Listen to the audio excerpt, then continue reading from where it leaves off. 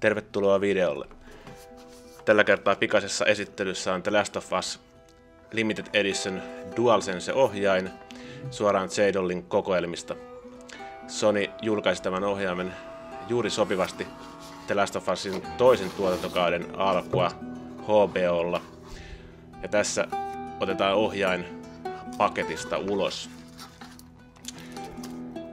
Värimaailma on todella peleistä tuttu ja tämmönen näin niinku vähän mustavalkoinen, ja ohjainta koristaa komeasti nämä pelistä tutut logot, muun muassa Abin ja Elin eläinhahmot, ja siinä on Fireflyn logoa ja muuta. Tässä vielä logokuvastoa lähempää kuvattuna, muun muassa yöperhonen, joka on Elillä tatuoituna.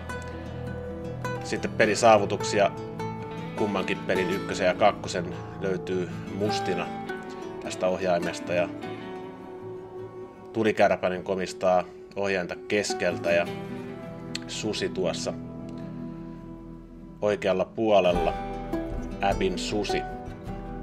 Kyllä, tällä kelpaa pelailla. Jos jollain haluaa saada motivaatiota pelaamiseen, niin tämä vaikuttaa erittäin hyvältä vaihtoehdolta siihen. Tää on tilattu verkkokaupasta, ja tää oli silloin kun tää ennakkotilattiin niin 84,90 hinta. Ja tosiaan joissain muissa kaupoissa on siinä jossain noin 90 € pinnassa.